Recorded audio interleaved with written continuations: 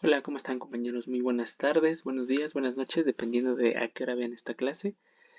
Vamos a platicar acerca de la inferencia estadística y toma de decisiones. Es nuestra unidad 3 y bueno, pretendo ser breve porque vamos a tocar algunos temas que ya debieron haber leído en las lecturas que les propuse ahí. Entonces vamos a tratar de con esos temas ser un poco más ágiles y concentrarnos más en los temas que probablemente sean un poco más complicados y pues con la intención de que ustedes puedan comprender con mucha mayor precisión cómo se aplica esta parte de la inferencia estadística y la toma de decisiones, sobre todo en cuanto a las hipótesis, las pruebas de hipótesis, lo que es la distribución normal, el nivel de significancia muy importante, porque todo eso va a ser la base de lo que vamos a ver en la unidad 4. Muy importante que lo comprendan y espero que su atención cuando vean esta clase sea plena. Entonces platiquemos primeramente de a quiénes o a quién medimos cuando nosotros queremos hacer investigación. Entonces hay algún concepto que se llama unidad de análisis, que se entiende como el elemento básico o entidad sobre la cual nosotros vamos a recolectar esa información y que al final nosotros concluimos sobre esa entidad o sobre ese elemento en nuestra investigación. Concluimos algo sobre él. Es el qué o quién está siendo observado o medido. Y aquí hay algunos ejemplos. En psicología clínica podría ser el individuo. Nos interesan los pacientes con depresión. Desde la psicología social podrían ser no los individuos, sino un grupo o un colectivo, por ejemplo. Desde la educación podría ser las instituciones y desde las neurociencias, pues podríamos dividirlos en diferentes niveles. Si unidad de análisis son las células, ¿no? Si son animales, ratones de laboratorio o si son humanos, por ejemplo, participantes con algún trastorno del neurodesarrollo. Pero no es tan sencillo, también podemos tener otro tipo de unidades de análisis. Por ejemplo, la pareja, ¿no? Estudiar la satisfacción marital o satisfacción en el matrimonio y su relación con las estrategias de resolución de conflictos, ¿no? Nuestro interés es la pareja porque nos interesa la interacción entre estas dos personas y no pues los individuos por separados. En neurociencias también podríamos, nuestro elemento, ¿no? O unidad de análisis puede ser un circuito. En lugar de analizar una neurona o un grupo de neuronas, me interesa analizar la conectividad que hay de una región a otra.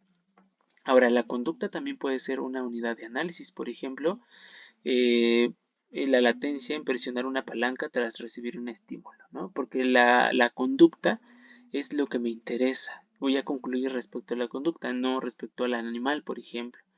O un evento social conductual, ¿no? Por ejemplo, los episodios de agresión en un grupo de ratones. Entonces, mi unidad de análisis son los episodios de agresión o los actos de agresión más que el ratón en sí mismo. Pero toda esa unidad de análisis se plantea desde antes. ¿Cuál es mi pregunta de investigación? ¿Qué es lo que quiero investigar, resolver, relacionar, comparar, dependiendo de los tipos de investigación que tenemos e incluso explicar? Entonces, dependiendo de esa pregunta, yo tengo que identificar cuál es mi unidad de análisis. Después de ya identificar la unidad de análisis, pues hay que delimitar a lo que llamamos población. Y la población es el conjunto total de elementos o individuos que comparten al menos una característica en común y sobre los cuales nosotros vamos a sacar o deseamos, ¿no? En el mejor de los casos, sacar conclusiones. Ahora, la población cambia según el contexto de la investigación. O sea, la población pueden ser muchas cosas, ¿no? Que ahorita vamos a ver algunos ejemplos. Entonces, puede ser finita, ¿no? Puede ser, por ejemplo, los estudiantes de psicología de la UNAM. Es decir, que hay una cantidad finita de estudiantes de psicología en este momento. No son infinitos, pero también puede ser infinita. Por ejemplo, el número de veces que puedo lanzar una moneda. Uf, o sea, estamos hablando de que mi población no podría tener final porque puedo seguir lanzando una moneda y ver que cae, ¿no? Ahora, se debe describir suficientemente a la población para definir a una muestra, que es lo que vamos a hablar enseguida, ¿vale? Pero entonces esa población es un universo, muchas veces un universo hipotético, porque es difícil poder capturar o medir y poniendo un ejemplo de psicología muy clásico, pues entrevistar, ¿no? O aplicarles una prueba a los elementos o en este caso individuos de una población total. tendríamos que considerar pues todo el mundo a veces o todo el país, ¿no? Si nos centramos y delimitamos nuestra población que solo sean mexicanos, entonces tendríamos que medir a todos los mexicanos y qué pasa con los que están haciendo y qué pasa con los que murieron en 2 horas, es imposible. Entonces por eso se vuelve necesario el concepto de muestra, ¿no?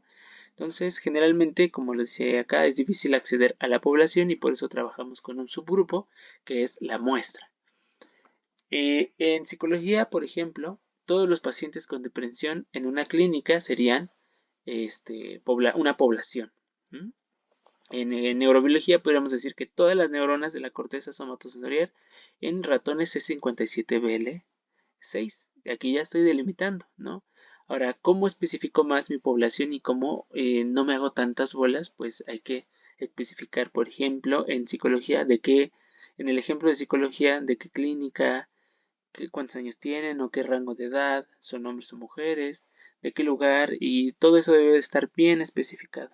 Y en el caso del ejemplo de neurobiología, pues yo podría especificar de qué edad en los ratones también, ¿no? No es lo mismo que sean eh, neonatos a que sean pues ya en edades muy avanzadas o en el envejecimiento, ¿no? De qué laboratorio puede ser, de qué bioterio, el sexo de los animales y también qué tipo de neurona, porque de tipos de neurona hay muchísimos, entonces tengo que especificar mi población para no hacerme bolas y poder pues ir adecuando mejor qué muestra voy a sacar y tener conclusiones acerca de esta población específica, ¿no? Nunca vamos a poder sacar una conclusión de la población en general de todos, ¿no? Siempre va a haber sus limitantes y sus características particulares que van a cumplir. Entonces, la muestra es el subconjunto de la población que se selecciona para ser estudiado.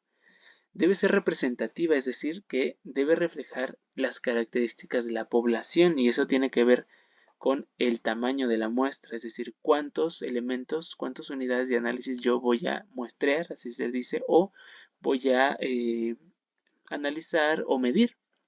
Se usa porque, como les decía, es imposible a veces o poco práctico estudiar a toda la población.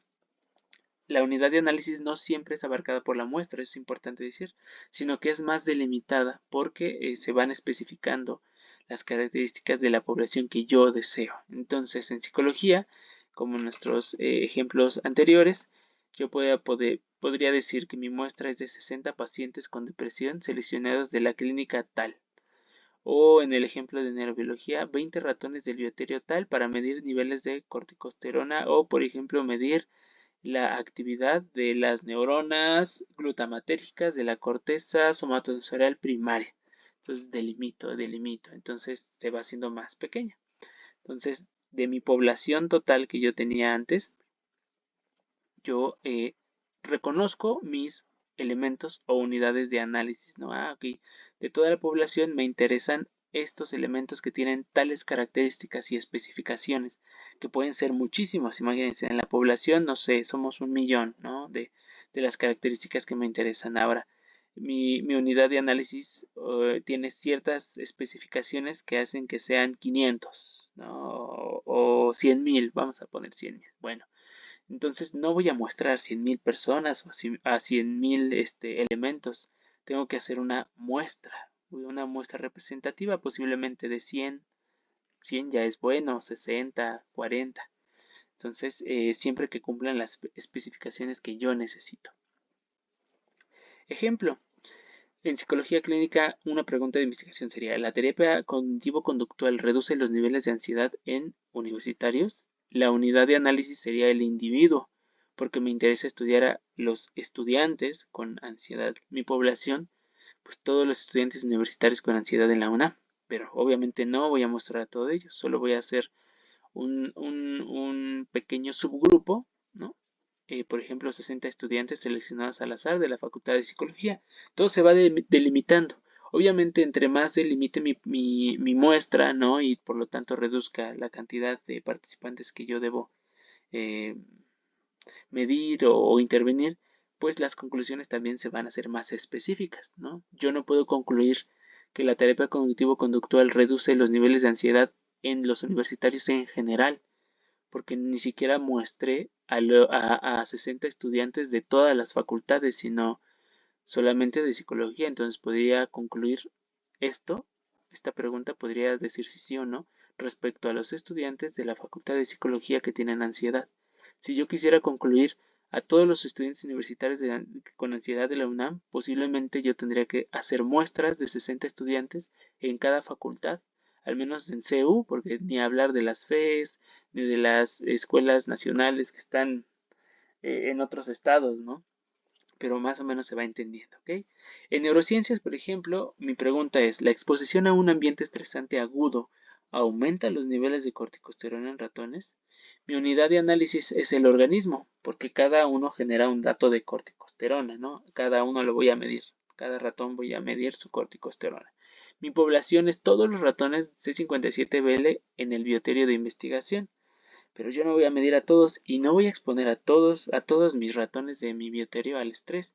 Voy a sacar una muestra, por ejemplo, 20 ratones machos de 3 meses seleccionados aleatoriamente. Ok, bueno, ya es un poquito más delimitado y más controlable, ¿no? Y las conclusiones son más, pues más limitadas, pero pues así se avanza en ciencia, ¿ok? Preguntas pequeñas y vamos construyendo escalones de conocimiento. Ahora, el muestreo no es nada más así, se me ocurrió agarrar 60, se me ocurrió agarrar 20 ratones, sino que hay tipos ya estandarizados de muestreos y se categorizan en dos ramas, los muestreos probabilísticos y los no probabilísticos. No voy a detenerme a platicarles cada uno porque eso lo consultan en sus lecturas, de hecho en la primera lectura. Solo mencionaré muy en general que el probabilístico es aquella en donde todos los elementos de la población tienen la misma posibilidad de ser escogidos para la muestra, ¿no? Entonces pueden escoger al azar y hay subtipos, ¿no? de muestreos probabilísticos. Por ejemplo, está el aleatorio simple, el estratificado, ¿no? Si hay subgrupos, se divide la población en subgrupos y selecciona pues proporcionalmente estos subgrupos. Tengo por conglomerados o el sistemático. Pero en todos los casos todos tienen la misma posibilidad de ser escogidos y digamos que no hay una variable que esté ahí haciéndome escoger a unos y a otros no. Este es azaroso.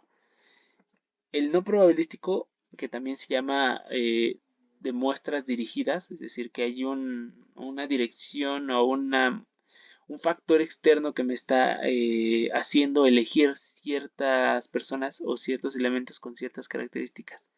Este tipo de muestreo no probabilístico, en este no todos tienen la misma probabilidad de participar.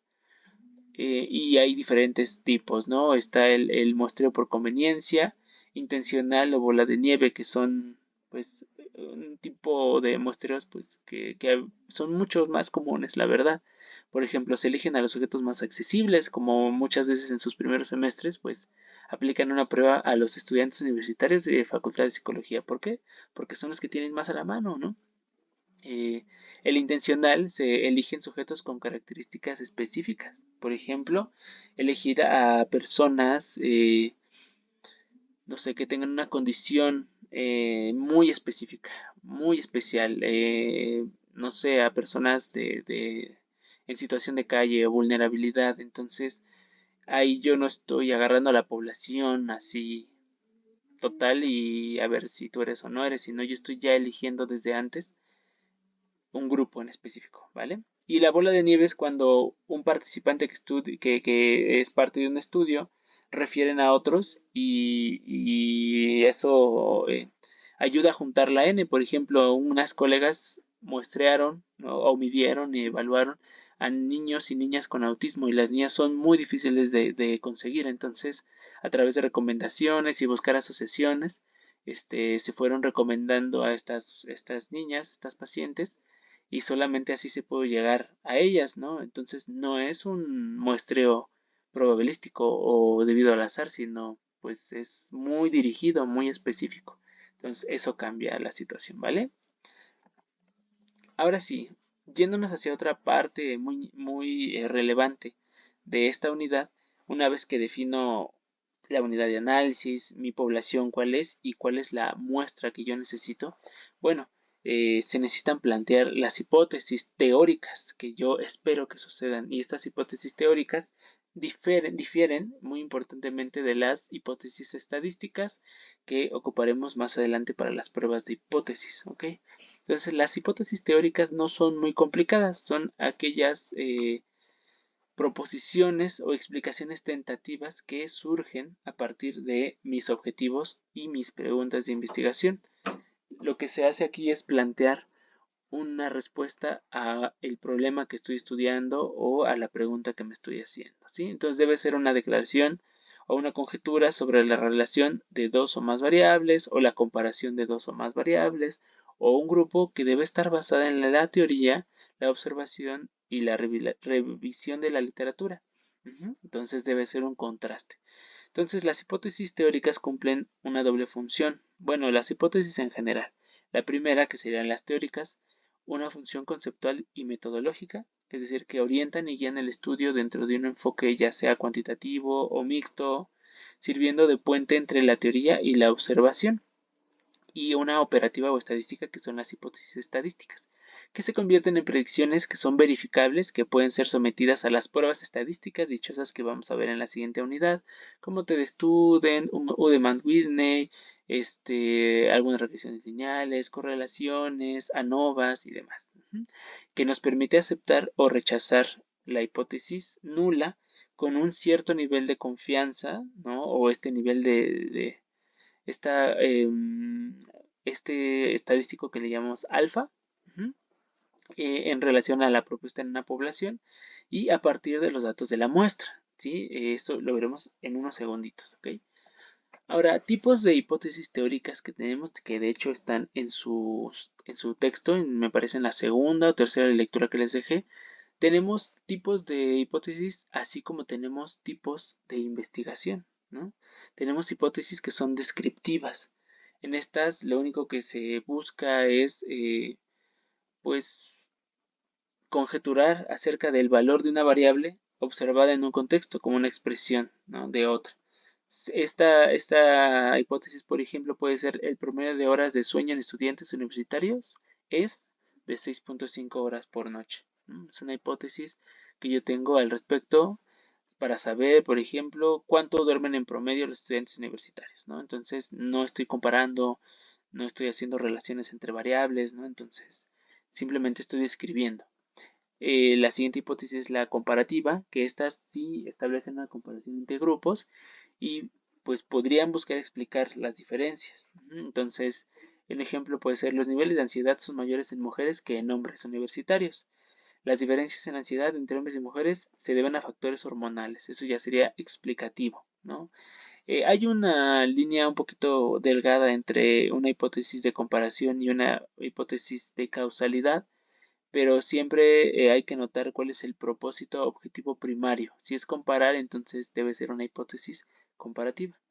¿Okay? También tenemos hipótesis correlacionales, cuando nosotros queremos establecer una relación o asociación entre dos variables y, por ejemplo, existe una relación positiva entre el número de horas de uso de redes sociales y el nivel de ansiedad en adolescentes. Entonces ahí no estoy comparando grupos, no solamente me interesa describir, ¿no?, si las personas que usan redes sociales tienen más ansiedad, sino quiero saber qué relación tiene el uso, el número de horas, fíjense, son variables cuantitativas, y el nivel de ansiedad, que también es una variable cuantitativa. Y por último tenemos hipótesis de causalidad, que aquí sí establecen relaciones causa-efecto entre dos o incluso más variables. Por ejemplo, la administración de ácido valproico durante la gestación causa alteraciones en la interacción social de los ratones descendientes de estas mamás que fueron administradas por ácido valproico. Entonces ahí ya estoy estableciendo una relación causal y debo de demostrarla. ¿Ok? Entonces, como pueden darse cuenta, el único tipo de hipótesis que no existe es la hipótesis explorativa, ¿no? O de un tipo de investigación explorativo. Así es, cuando hacemos ese tipo de investigación donde solo queremos explorar y ver qué está pasando, no tenemos una idea previa, no hay estudios, no se han hecho, no se plantean hipótesis en ese tipo de estudios o de investigaciones. Ahí no existen, ¿ok? Ahora aquí les tengo un ejemplo. 1. El promedio de horas de sueño en estudiantes de psicología de la UNAM es de 7 horas por noche. Esa es mi hipótesis. Sería una hipótesis descriptiva porque solo planteamos un valor esperado de una variable. 2. Los niveles de cortisol son mayores en estudiantes durante exámenes finales que en periodos regulares. Aquí sí estoy comparando, ¿no? ¿Qué estoy comparando? El periodo de exámenes finales y en periodos regulares. Probablemente tendría que medir a los mismos estudiantes o a dos grupos de estudiantes que están en exámenes y quienes no. Entonces en ese momento yo estoy comparando estos dos grupos, específicamente sus niveles de cortisol, ¿no? 3. Existe una relación negativa entre la autoestima y los niveles de ansiedad en adolescentes. Aquí yo estoy pues estableciendo una asociación entre dos variables, el autoestima y los niveles de ansiedad. Entonces es una hipótesis correlacional. Y por último, la exposición prenatal a BPA produce una disminución de la conducta de juego social en ratones. Pues estoy ahí estableciendo una hipótesis de tipo causal al decir que tal variable produce o causa, ¿no?, una disminución en otra variable. Entonces, el tipo de hipótesis es causal. Ahora, ahí podríamos confundirnos un poquito entre la correlacional y la causal, porque en los dos casos se plantean relaciones entre dos variables, ¿no? Lo importante aquí es las palabras clave. En una hipótesis de correlación se dice asociación o relación, y en una hipótesis causal se suelen pues utilizar la palabra causa o produce, ¿no?, o desemboca en, y el tipo de análisis que se hacen en los dos tipos de hipótesis son diferentes. ¿Sí? En la hipótesis correlacional se utilizan unos y en la hipótesis causal se utilizan otros tipos de análisis. Muy bien, ahora nos pasamos al otro tipo de hipótesis muy importantes, que son las estadísticas. Las hipótesis estadísticas son proposiciones formales y cuantitativas. Mientras las teóricas son más discursivas, narrativas, aquí sí vamos a expresar nuestra hipótesis en términos matemáticos, ¿no? Y sobre todo en la relación planteada en la hipótesis de investigación. Entonces se formulan a nivel de la población, no solo de la muestra, porque al final de cuentas, desde el punto de vista de la investigación cuantitativa, en el que estamos nosotros, pues parados, y por eso nos interesa saber, pues, de análisis estadístico, si no, pues, ni al caso, ¿no? Pero desde este punto de vista sí nos interesa a nosotros como investigadores poder formular hipótesis acerca de la población a través de una muestra. Yo quiero llegar, o mi aspiración es decir, esto le está pasando a la población a través de estudiar un subgrupo, ¿no? Que uno quiere traspolar estos hallazgos, no solamente decir, pues solo aplica para mi grupo, no tiene chiste. ¿Sí? Se someten a prueba empírica mediante procedimientos estadísticos, ¿no? Aquí sí se van a responder con los análisis estadísticos que hagamos y el nivel de significancia y si es menor a 0.05, cosa que veremos a continuación. Ahora, se plantean dos tipos de hipótesis. Está la hipótesis nula o H0, que esta hipótesis es muy importante y siempre va a existir, ¿no? Que postula que no existe la diferencia o relación que nosotros estamos buscando en la población. Digamos que es la hipótesis pesimista. Es la que nos dice, no, lo que estás haciendo o lo que estás investigando no es así. Es la afirmación que se pone a prueba. Esta es la hipótesis que se pone a prueba. La otra hipótesis que vamos a ver a continuación no se pone a prueba, se pone a prueba esta. En esta hipótesis es la que se rechaza o no se rechaza, pero no se dice se acepta o la acepto y la rechazo, no se dice así, se dice solo o la rechazo o no la rechazo. Y un ejemplo es, no hay diferencia en los niveles de ansiedad entre hombres y mujeres. Es mi hipótesis nula.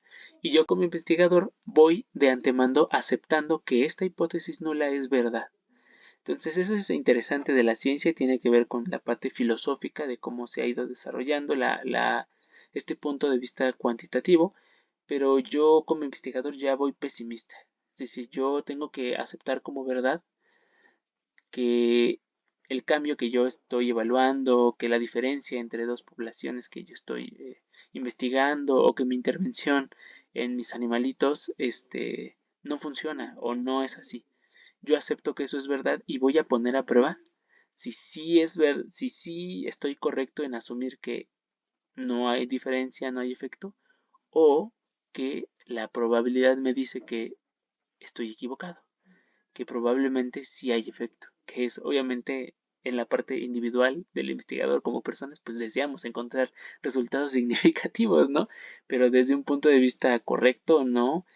Eh, Nosotros vamos esperando lo negativo, ¿no? Que no haya diferencias, que no funciona. Y por el otro lado tenemos la hipótesis que sí queremos, que sí nos gusta, es la que queremos encontrar, que es la hipótesis alternativa H1 o HA, que contradice a la hipótesis nula, ¿no? Esta plantea que sí existe diferencia o una relación de dos variables en una población. Puede ser no direccional, en donde solo se afirma que hay diferencias sin decir hacia dónde. Por ejemplo, los niveles de ansiedad son diferentes o difieren entre hombres y mujeres. No estoy diciendo que es más o menos que hombres o más que mujeres o de una u otra, ¿no? Y está la hipótesis alternativa que tiene dirección. Especifica hacia dónde va la diferencia. Por ejemplo, los niveles de ansiedad son mayores en mujeres que en hombres. Ahí sí estoy estableciendo claramente que hay una diferencia entre los dos grupos que quiero estudiar, hombres y mujeres. Puede decir que los niveles de ansiedad son menores en hombres que en mujeres y también es direccional, ¿vale? Ahora, características clave de estas hipótesis es que se formulan antes de aplicar pruebas estadísticas. Entonces, estas son las hipótesis que deben ustedes formular, escribir, tener en mente antes de hacer un análisis estadístico. Porque de esa forma, cuando obtengan el resultado del análisis o la prueba estadística, van a poder contestar este planteamiento. Entonces se expresan en términos de parámetros poblacionales, por ejemplo, la media, ¿no? Con este signo de mu, la proporción P o la correlación con este signo. Son algunos ejemplos de cómo se plantean o cómo se escriben. Son la base para las pruebas de hipótesis. Esto es lo que vamos a ver más adelantito, que las pruebas de hipótesis no solo incluyen pues este tipo de hipótesis estadísticas, sino ya incluyen plantear un nivel de significancia, plantear qué tipo de prueba voy a hacer y el resultado. Permiten tomar decisiones con un nivel de significancia alfa, que vamos a ver después, y controlar los errores tipo 1 y 2, que vamos a ver también a continuación. ¿Cuál es la diferencia con la hipótesis de investigación o la teórica? Es que la hipótesis de investigación es conceptual, está orientada a la teoría y se formula en un lenguaje científico, ¿no? Como los ejemplos que vimos en el apartado anterior. La hipótesis estadística es operacional, es cuantitativa, formulada en un lenguaje matemático. Entonces, en un ejemplo, nuestra hipótesis de investigación o de teórica sería: los hombres tienen mayor impulsividad que las mujeres, ¿no? Entonces estoy estableciendo de forma narrativa, ¿no? De forma escrita, qué es lo que yo espero. Y las hipótesis estadísticas tendrían que ser así. H0, dos puntos, puedo plantearla como contexto, pero tiene que ir también la parte estadística. El promedio o la media, acuérdense, la media de los hombres es igual a la de mujeres. ¿Por qué esta sería la hipótesis nula? Porque yo estoy estableciendo que los hombres tienen mayor impulsividad que las mujeres. Si yo establezco mi hipótesis cero o mi hipótesis nula, acuérdense que es la que me niega tal efecto. Entonces, si yo escribiera en texto esta hipótesis, tendría: los hombres tienen una impulsividad igual que las mujeres. Esa sería, y básicamente es lo que me está diciendo. La media de hombres de su impulsividad es igual a la media de las mujeres. Mi hipótesis alterna, la que me gustaría encontrar para ver si hay diferencias, es la H1. Y dice justamente esto, ¿no? Lo que yo quiero. La media de hombres es mayor que la media de mujeres. Ejemplos. En psicología educativa, por ejemplo, mi hipótesis teórica podría ser: los estudiantes con mayor motivación tienen mayor rendimiento académico. Entonces, mayor. Las hipótesis estadísticas escritas ¿no? Podría ser H0. No hay relación entre motivación y rendimiento. No hay relación. Entonces, esta relación, correlación, acuérdense que este era el signo de correlación, es igual a 0. No hay cambio. No hay, mientras la motivación sube, entonces el rendimiento académico también aumenta. No, es igual, es a 0. Y la alternativa que va, digamos, ad hoc a lo que me gustaría encontrar es si hay una relación entre motivación y rendimiento. Entonces, ese signo de relación o de correlación no es igual a 0. Sí hay una relación, ¿vale? Entonces, así se plantea. En neurociencias podría ser una hipótesis de investigación, o la teórica es que la exposición al BPA, al ácido valproico, reduce la conducta social en ratones. Mis hipótesis estadísticas serían: la H0 es: no hay diferencia en la conducta social entre ratones, BPA y controles. O sea, lo negamos. Entonces, la media de BPA es igual a la media de control de su conducta social, ¿no? Si yo la mido como puntaje. La hipótesis alterna sería la afirmación: la conducta social es menor, es menor en ratones BPA que en controles. Entonces, mi promedio, ¿no? Ahí abajito lo pueden ver. Mi promedio o mi media del grupo BPA es menor que mi media del grupo control.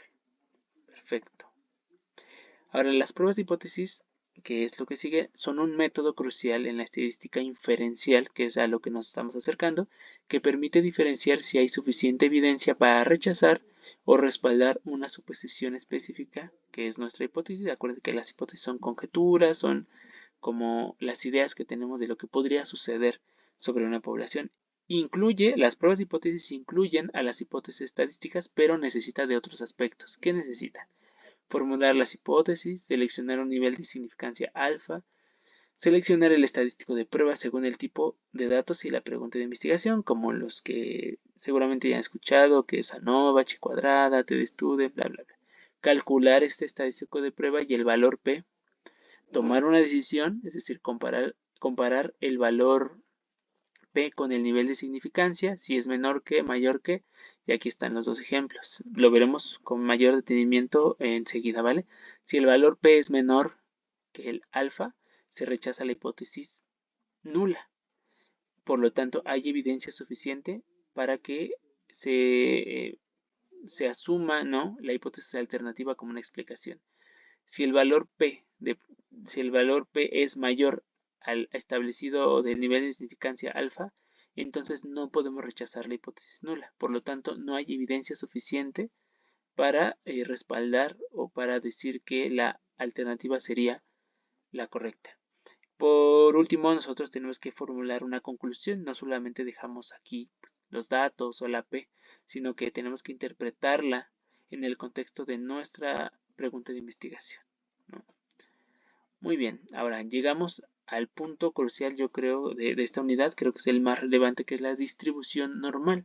Entonces pido que en este momento pongas mucha atención o hagas una pausita. Si ya llevas acá media hora viendo la clase, es una pausita, respira, voy a comer algo, porque debe quedar súper claro lo de la distribución normal, porque es la base fundamental para la estadística inferencial y muchas de las pruebas que veremos. No todas, pero varias, ¿no?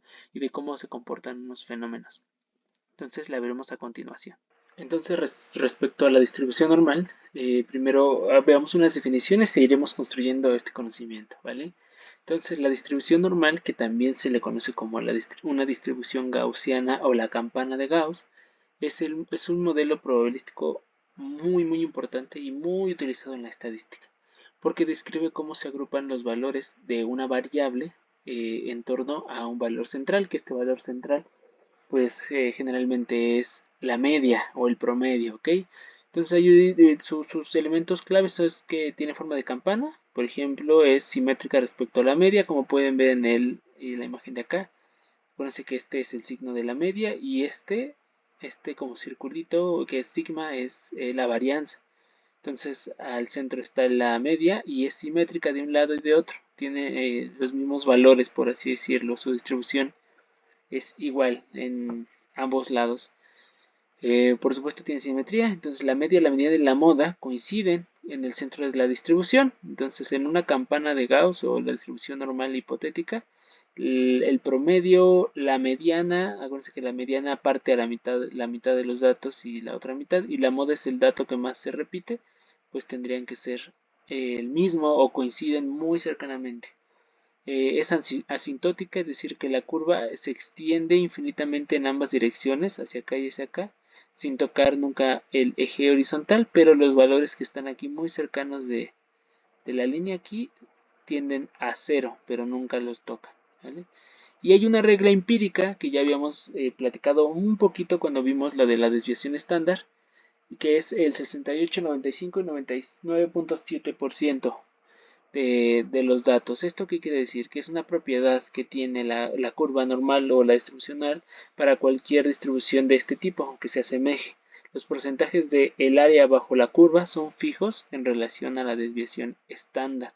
Es decir, que no importa de dónde saquemos nuestra distribución, mientras se asemeje a la distribución normal, siempre se van a cumplir esos parámetros con nuestra desviación estándar. ¿A qué nos referimos? Okay.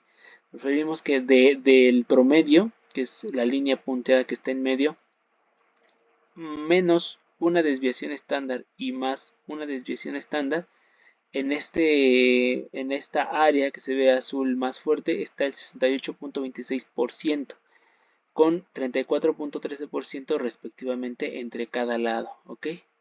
Entonces es muy importante esta área que contempla eso, o sea, de nuestro promedio que por ejemplo es 10 y la desviación estándar es 5, entonces 10 menos 5, o sea, 5 de 5, 10 y de 5, 10 más 5, 15 aquí digamos que entre esos valores en esta área oscila el 68.26% de mis datos. Son los más frecuentes, son muy pegados a la media, ¿no? Todavía están, digamos, ajustados, no son tan raros. Y cuando yo añado no solo una desviación estándar menos y más respecto al promedio, sino dos, entonces agrego respectivamente a cada lado 13.59% de los datos. Eso me da un total de esta área, incluyendo digamos, las esquinas, ¿no? Los dos desviaciones estándar más, hasta aquí este límite, más lo que ya tenía. Todo eso me da un 95.44% de los datos, es decir, ya es casi todo, ¿no? Ya es casi lo más frecuente. Lo más poco frecuente ya se concentra en estas últimas colitas, que por supuesto ya estamos hablando de tres desviaciones estándar. Si pueden ver aquí, promedio menos tres desviaciones estándar, el promedio o la media más tres desviaciones estándar. Entonces esto ya es mucho más extremo y justamente en una distribución normal, cuando tomamos en cuenta tres, desviaciones estándar más y menos respecto a la media, pues en realidad ya estamos cubriendo casi el 100% de los datos, es decir, 99.72%. ¿Sí? Entonces, de esa manera se van distribuyendo nuestros datos y esto es un dato importante respecto a la desviación estándar porque nos permite en las pruebas de hipótesis tomar decisiones respecto a si nuestro promedio que estamos evaluando, nuestro dato está dentro de esta área o de esta área o incluso se encuentra en los extremos. Ahora, respecto a los orígenes históricos de esta distribución normal es bien interesante. Lo primero es una aproximación binomial en 1973, de Moivre. Es un matemático francés que vivía en Inglaterra. Él trabajaba principalmente con apostadores y le preguntaban pues cómo poderle sacar provecho a la probabilidad y al azar. Entonces él se enfrentó a un problema en particular que es cómo calcular la probabilidad de obtener un valor, por ejemplo, obtener una cara de una moneda, por ejemplo, no sé, de nuestra moneda o cara en vez de sol, ¿no? Por ejemplo, cuando los ensayos de aventar la moneda eran muy grandes, ¿no? Porque bueno, si lo aventamos una vez, la probabilidad de obtener cara o sol, o como le decimos acá, sol o águila, ¿verdad? Sol o águila, es 50 y 50%, ¿no? 0.5 y 0.5, pero si la aventamos 100 veces, es mucho más difícil calcular eso, ¿no? Entonces, eh, él contribuyó descubriendo que cuando el número de ensayos es grande, la distribución binomial podía ser aproximada a una curva suave, cuya forma era la de la función exponencial que vemos a continuación ahí, que realmente no hace falta aprendérsela, no es algo que vamos a preguntar, pero una distribución binomial se llama así porque se construye a partir de tener dos opciones, ¿no? De probabilidad. Por ejemplo, en una moneda que tenemos 50 y 50%, entonces la lanzamos, nos sale un resultado, ¿no? Ya sea cara o sol, ¿no? O cara o águila, ¿no? Entonces, al siguiente intento, tengo otra vez la misma probabilidad, cara o sol. Y dependiendo de la cantidad de ensayos que tenga, pues voy a tener cierta probabilidad de que me salgan ciertas combinaciones. Por ejemplo, si la enviento 3 veces, puede ser que me caiga sol, sol, sol o cara, cara, cara. Pero también puede ser que me salga cara, sol, sol o sol, cara, cara, ¿no? O sol, cara, sol y cara, sol, cara. O sea, las combinaciones empiezan a ser más complejas y estarlas calculando de esta manera puede ser muy complejo. Entonces él se dio cuenta que cuando eran n's grandes la distribución se acercaba a una curva suavizada. Y ahorita vamos a ver qué significa eso, ¿no? Entonces, ¿cuál es la distribución binomial? Como les contaba, es una distribución de probabilidad discreta, es decir, si es 1 o 0, ¿no? Si tengo éxito o no tengo éxito. Imagínense que ustedes apuestan que va a salir sol, ¿no? En la siguiente tiro. Entonces pueden tener éxito o no. Si sale cara, entonces no es lo que buscábamos, ¿no? Entonces esta probabilidad modela el número de éxitos obtenidos en una secuencia de n ensayos independientes, donde cada ensayo solo tiene dos posibles resultados, éxito o fracaso, como la moneda que les decía. Se usa para describir procesos que cumplen los siguientes 4 condiciones. Primero, que hay un número fijo de ensayos. El experimento se repite un número fijo de veces, ¿no? 100 veces, 500 veces. Dos resultados posibles, es decir, que es binario, por eso se llama la distribución binomial. Cada ensayo solo puede tener dos resultados, ¿no? Éxito o fracaso. Independencia. El resultado de un ensayo es independiente de los resultados anteriores, es decir, que una vez que tiramos la moneda y cae el resultado, otra vez voy a lanzar la moneda y ese es un ensayo independiente, no está influido de ninguna manera por el resultado de haber lanzado la moneda y obtener su resultado propio anteriormente. No afecta. O sea, si me salió un sol, eso no significa o le afecta a que mi probabilidad de sacar otro sol sea más grande, sino pues otra vez se vuelve a, eh, digamos que, renovar la probabilidad, no depende. Y la probabilidad constante de éxito P, que tenga una probabilidad constante de éxito P. Es decir, la probabilidad de éxito P es la misma en cada ensayo. La probabilidad de fracaso, Q, es igual a 1 menos P.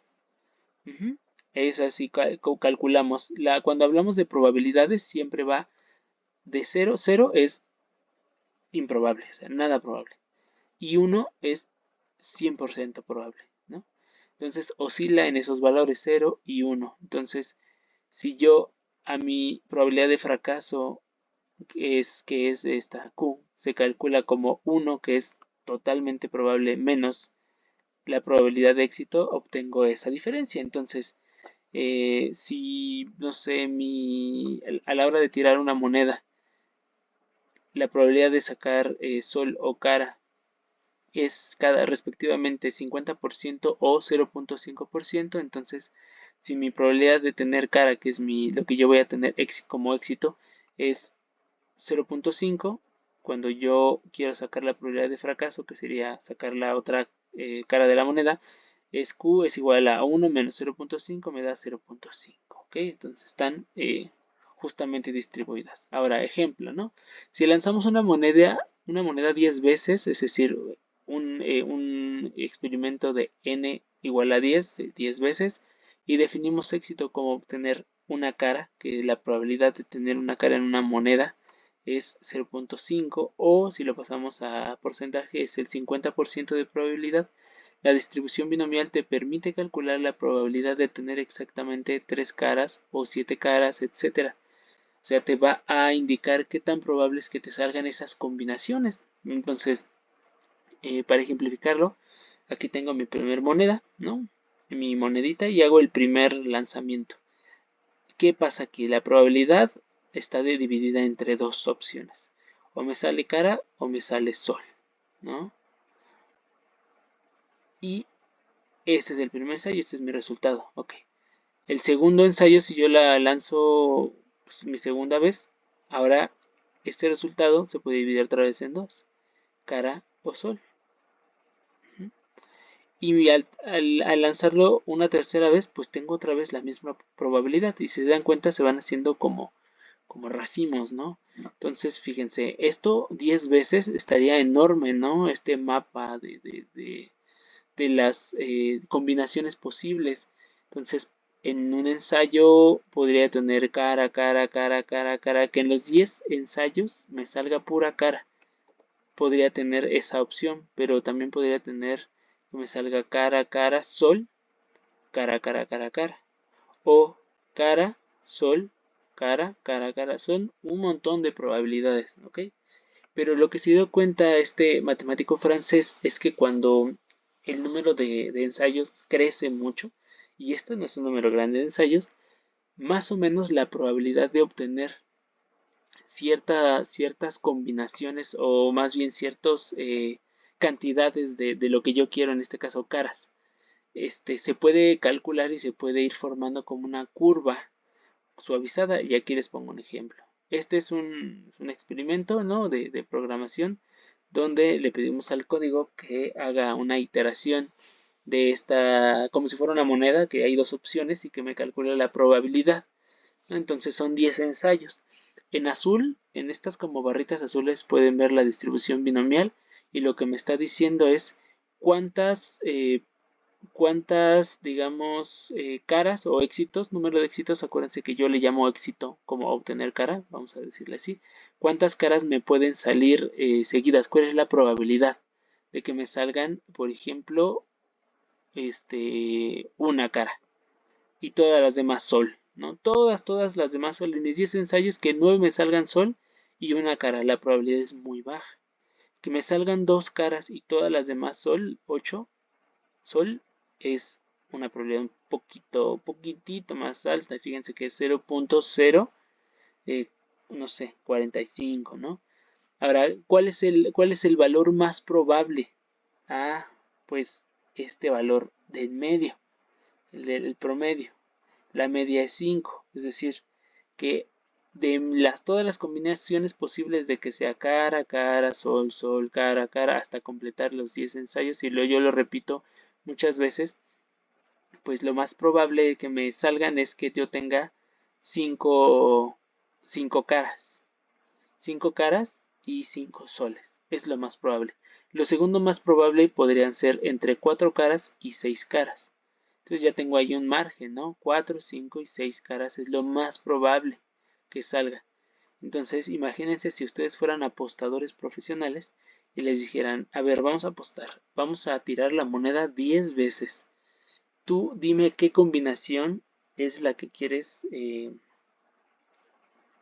como adoptar para que ganes. ¿Qué te gustaría, no? Entonces apuestan. Pues lo más probable, ¿no? Y por eso se hacen este tipo de cálculos y por eso este matemático francés se ganaba la vida a través de los apostadores, pues era decir, pues lo mejor es que apuestes en este rango, ¿no? O incluso si quieres 5, entonces diríamos, no, pues yo apuesto a que en estos 10 ensayos salen al menos 5 caras. Porque estoy seguro de que eso va a pasar. No, esto es probabilidad, no hay certeza. Pero es mucho más altamente probable que salga esto que esto. Que me salgan, por ejemplo, 9 caras. Es muy poco probable y que me salgan las 10 caras es casi imposible. Pero puede ser, ¿no? Solo que esté cargada la moneda. Pero quiero que vean cómo la línea roja, que es justamente la curva normal, se va pareciendo un poquito esta distribución binomial, las barras, a lo que es una curva normal. Y solo es con 10 ensayos. Ahora vamos a ejemplificarlo con 3 ensayos nada más.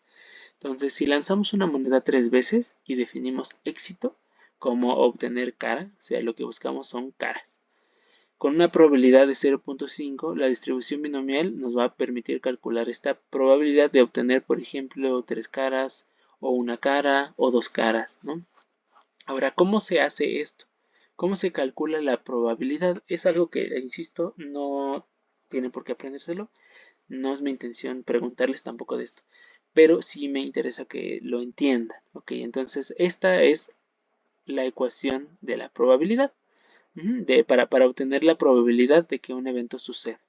Ok, entonces la probabilidad es x igual a k, que k es el número de éxitos, y esta ecuación es lo mismo que poner aquí el número de ensayos sobre la cantidad de éxitos que obtengo por la probabilidad de éxito, que es p elevado a k, por la probabilidad de fracaso, que es q elevado a la n de ensayos, menos la probabilidad o el número de éxitos. Entonces, por ejemplo, aquí tengo para 3 ensayos las probabilidades, nada más 3 ensayos como en la anterior. Puedo tener 3 caras, esta es una probabilidad. Ok, entonces aquí está K, número de éxitos, 3 caras. ¿Cuántas veces, número de combinaciones, cuántas combinaciones tengo que me dan 3 caras? Solamente una, si se dan cuenta. Y tengo una combinación también que me da 0 caras, sol, sol, sol. Si al aventar la moneda me sale 3 veces sol, ¿no? Solamente hay una combinación en todo este diagrama que hice que me da eso, 0 caras. ¿Cuántas combinaciones hay? Una.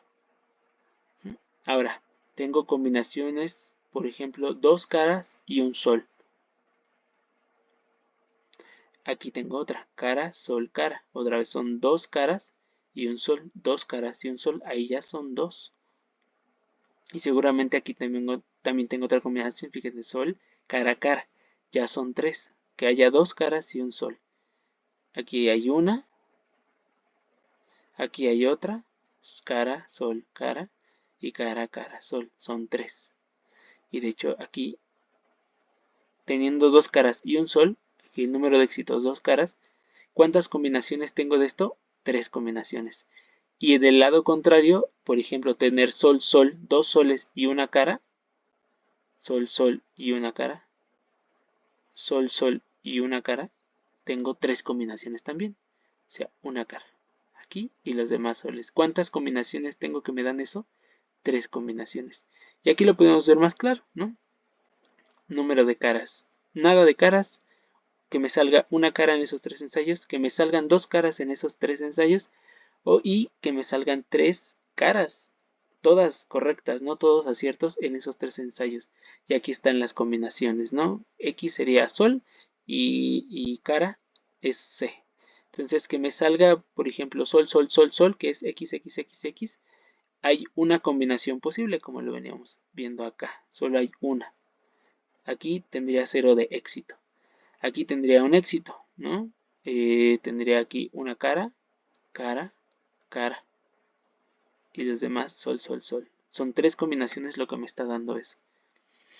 Que yo obtenga 2 caras también son 3 combinaciones. Cara, cara, sol, cara y sol, cara, cara. Y que yo tenga 3 caras, así como no obtuve nada, que tenga muchísima suerte y las 3 me salgan caras, pues también solo hay una combinación, es decir, que la probabilidad es baja, la verdad. Entonces, bueno, regresando aquí a las ecuaciones, esta ecuación, ¿no? El número de ensayos es 3 en todos lados. K, que es el número de éxitos, puede ir variando entre 0, 1 éxito, 2 éxitos y 3 éxitos. Entonces aquí tengo las combinaciones posibles y hago el cálculo. Multiplico y elevo al número de éxitos, en este caso es 0. Y aquí el número de n menos los éxitos, que sería 3 menos 0, pues 3. Y me da esta probabilidad 0.125, 0.375 igual acá abajo y 0.125 otra vez para la última. Ahora, la suma de esto me da 1, como pueden ver aquí. Aquí la calculamos también. Es un octavo de probabilidad, ¿no? 3 octavos y un octavo. ¿Por qué? Porque son las combinaciones posibles. Fíjense. que tengo 1, 2, 3, 4, 5, 6, 7, 8. Es decir que con una moneda que tiene dos opciones, si yo la aviento 3 veces, me van a salir 8 diferentes combinaciones o secuencias. ¿Sí? Y eso es fácil porque si digamos, mi moneda solo tiene dos opciones, es 2, ¿no? 2 elevado a las cuántas veces lo estoy haciendo, a las 3. Entonces 2 por 2 por 2 es 8. 2 por 2, 4 por 2, 8. Por eso es 2 elevado a la 3. Entonces observen cómo puedo calcular la probabilidad de que esto suceda. Si nosotros tuviéramos que apostar aquí cuáles son la cantidad de caras que pueden salir en 3 ensayos con una moneda, pues apostaríamos a esto, ¿no? 1, 2, 3. Pues 3, entre 3, 4 y 5 caras, ¿no? 1, 2, 3, 4, 5, 6, 6 caras también. O qué combinación es más probable. O sea, aquí hay 3 combinaciones. Puedo yo apostar, pues yo creo que la combinación más probable que va a salir en estos 3 ensayos va a ser Sol, Sol, cara, ¿no? Pues es más probable, seguro que ganemos, ¿ok?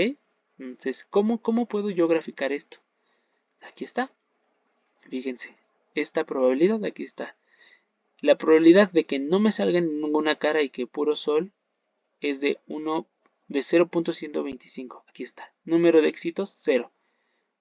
0.125, aquí está, esta es mi probabilidad baja. Ahora, que me salga una cara en esas 3 lanzamientos de monedas o me salgan 2 caras en esos 3 lanzamientos de moneda, los dos respectivamente son de 0.375 pues de probabilidad, y aquí lo podemos ver. Estos dos, que me salga una cara o 2 caras. Y que yo tenga muchísima suerte y que lance mi moneda 3 veces y en las 3 veces me salga cara, cara, cara, también es muy bajo, es una probabilidad de 0.125. Entonces aquí está, gráfica. Este es como un histograma, ¿no? Como lo vimos en su momento. Entonces vean cómo 3 ensayos se ve todavía mucho menos apegado a lo que es una curva normal. Pero si ven el ensayo de 10, como que ya se empieza a parecer, ¿no? Ahora, por otro lado, un poquito más adelante en la historia, Pierre-Simon Laplace, que también fue un matemático, hizo una generalización de la ley de los grandes números. Este matemático francés de Moivre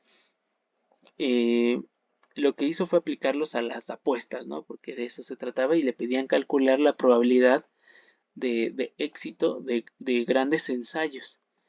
Lo que hizo Laplace es generalizar estos hallazgos a cualquier variable. Entonces, alrededor de 1810, él demostró que la distribución normal no solo era una aproximación para la distribución binomial, que es cuando uno tiene esas opciones de águila o sol, solo son dicotómicas, ¿no? Sino que también para la suma de las variables aleatorias discretas bajo condiciones mucho más amplias. Es decir, que hay fenómenos que no necesariamente tienen una probabilidad de 50-50, ¿no? Que también se van distribuyendo de manera normal. Entonces, a Laplace se le atribuye de ser el primero en visualizar y comprender completamente esta curva y su función matemática.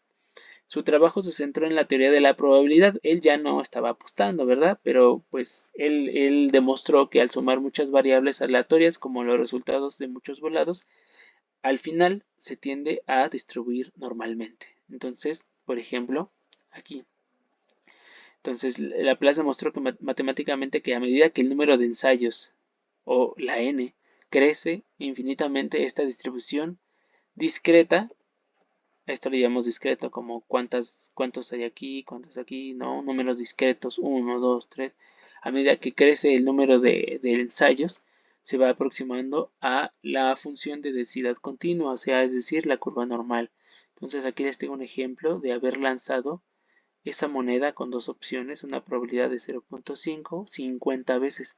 Vean cómo, aunque sí siguen las barritas aquí presentes, ya se empieza a parecer aún más a la curva normal, que es la que está en rojo.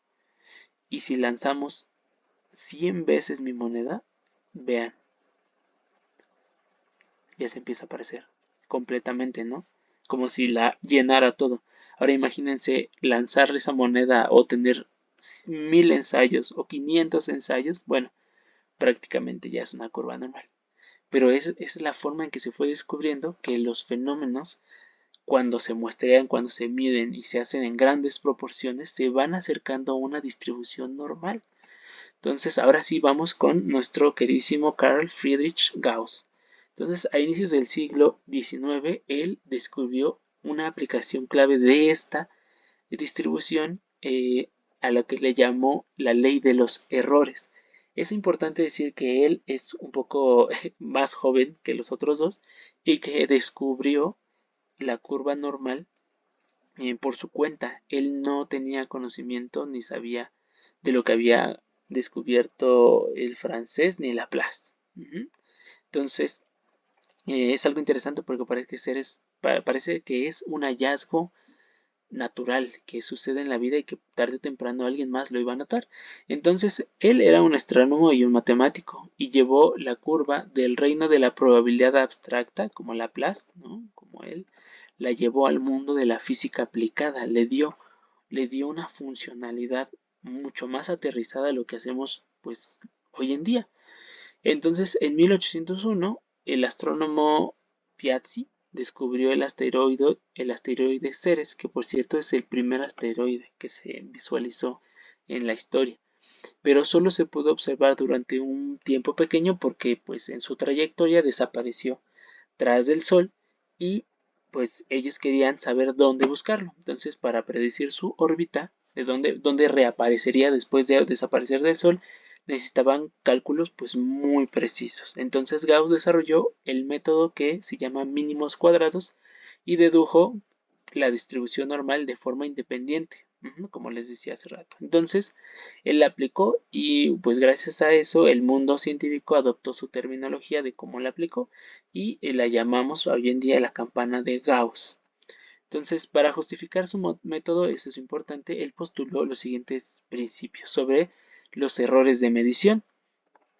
¿Por qué? Bueno, para calcular, ¿no? Dónde iba a reaparecer ese asteroide que va viajando y se oculta detrás del Sol, pues había que hacer mediciones, cálculos y había errores de medición, es decir, algunos eran más alejados, algunos se acercaban más a donde realmente iba a reaparecer, ¿no? En esa órbita.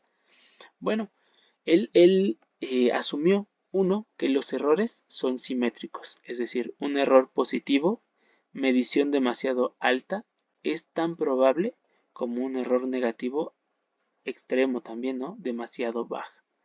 Es decir, que si a los dos lados es igual de probable que existan esos errores. ¿Me paso o me falto?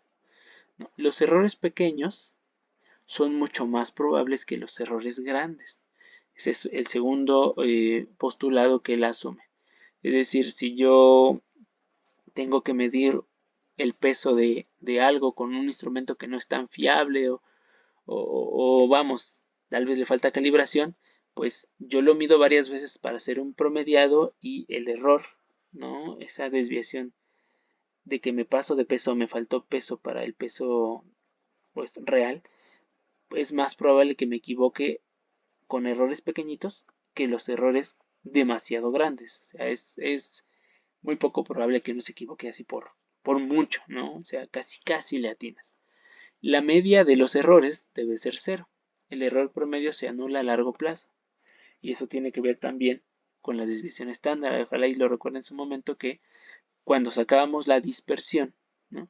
Se tenía que elevar al cuadrado porque cuando le sacábamos promedio a esa dispersión se cancelaba, se hacía cero. Por eso se eleva al cuadrado, ¿no? Pero pues eso tiene que ver porque como hay errores positivos y errores negativos simétricamente hacia un lado hacia otro, pues obviamente al hacer el promedio, o sea que tenemos que hacer una suma y después dividirla entre el número de veces que lo medí, pues se cancela todo. Entonces dedujo una fórmula matemática que hoy conocemos como la función de densidad de probabilidad de la distribución normal, que básicamente es la campana de Gauss con esa distribución que veíamos al principio.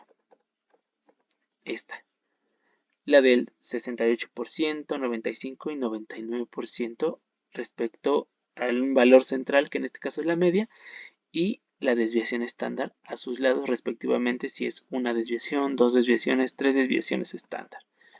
¿Ok? Entonces, este triunfo que él tuvo, porque de hecho acertó con sus cálculos y descubriendo o redescubriendo esta curva, acertó dónde iba a aparecer este asteroide, que es Ceres, que hoy es considerado un planeta enano, por cierto.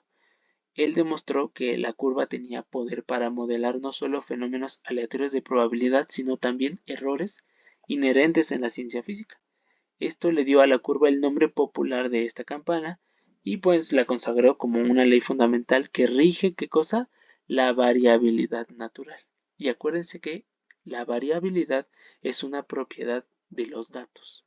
De hecho, de ahí el nombre, ¿no? De variable.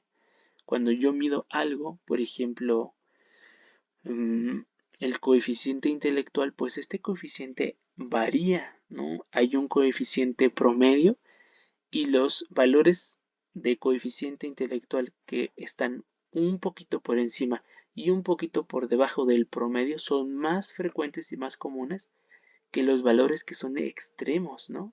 Que los valores que son muy por debajo de la inteligencia promedio y los valores que son muy alto, muy por encima de los valores promedios, ¿ok?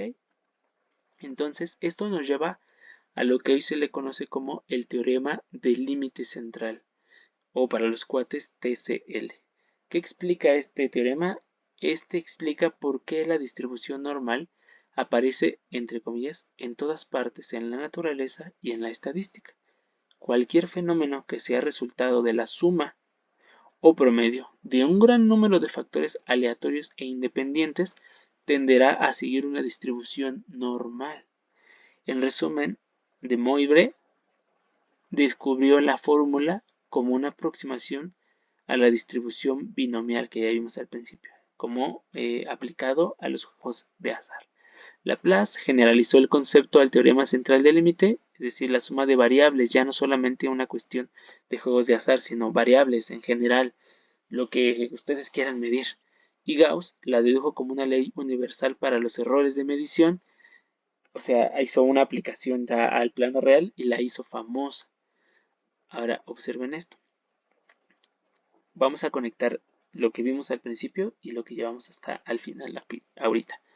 Mientras el tamaño de una muestra, ya vimos que la muestra es un subgrupo de la población.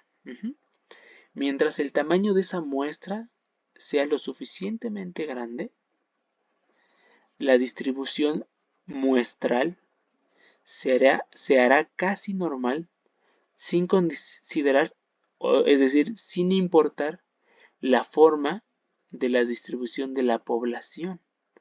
Es decir, imaginen, aquí está la curva azul, es la distribución de la población. La distribución de la población podría ser una distribución totalmente distinta a la normal, sesgada, sin una tendencia, sin promedio, puede ser totalmente así plana.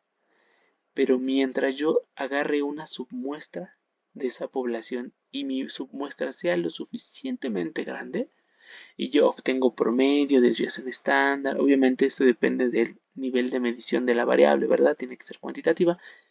Pues, ¿qué creen?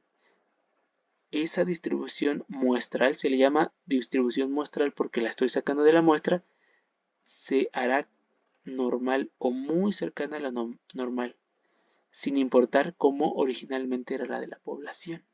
Y eso es lo que le da mucho poder a la estadística inferencial que cumple estos criterios porque nos permite aplicar muchas cosas a los datos, incluyendo las pruebas estadísticas que veremos en la siguiente unidad. Entonces, distribución muestral, ¿a qué se refiere eso?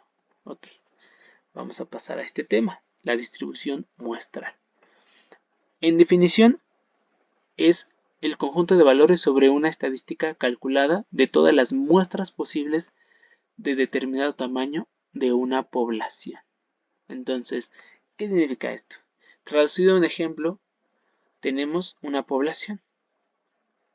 Como ejemplo, todos los estudiantes de la UNAM de Ciudad Universitaria. Ese sería mi universo, ¿no? Mi población completa. Ahora, yo no tengo el tiempo ni los recursos para muestrar a todos los estudiantes de CEU, pero sí puedo tomar muestras de tamaño fijo, ejemplo, 30 estudiantes, ¿no? Y yo pues quiero calcular, no sé, su promedio o su estatura, alguna variable que se les ocurra. Entonces yo calculo la media de esa muestra, que sería x1, porque es mi primer muestra. Yo repito este proceso de tomar muestras. Por ejemplo, tomo una muestra de 30 estudiantes en la parte cercana a Insurgentes. Me muevo un poquito más hacia islas y tomo otra muestra de 30 estudiantes no sé, ingeniería, derecho y economía. Ahí tomo otra muestra y me muevo un poquito más hacia las islas, hacia la parte de medicina y tomo a medicina, tomo a química y tomo a veterinaria. Y así me voy mostrando por todo CEU muchas veces tomando miles de muestras del mismo tamaño, 30, 30, 30, 30 alumnos, obteniendo por supuesto pues diferentes promedios, ¿no? Mi primer promedio, mi primer media fue X1, para mis siguientes medias van a ser X2 o media 2, media 3, media 4 y así las que hagan, ¿no? Media 1000 si quieren. Pues bueno, la distribución muestral es el gráfico, que está acá histograma, de todas esas medias muestrales. Entonces aquí está representado. También viene explicadito en el texto que les mandé. Me parece que es el primero o el último. Creo que es el último. Entonces, aquí tenemos cada barra. Cada barra significa una muestra. Entonces puede ser que en mi primer muestra, mi promedio era esta solita de aquí. Y mi segunda muestra era esta. Y la tercera esta, y la cuarta, y la quinta, y la sexta, y la séptima, y demás todas.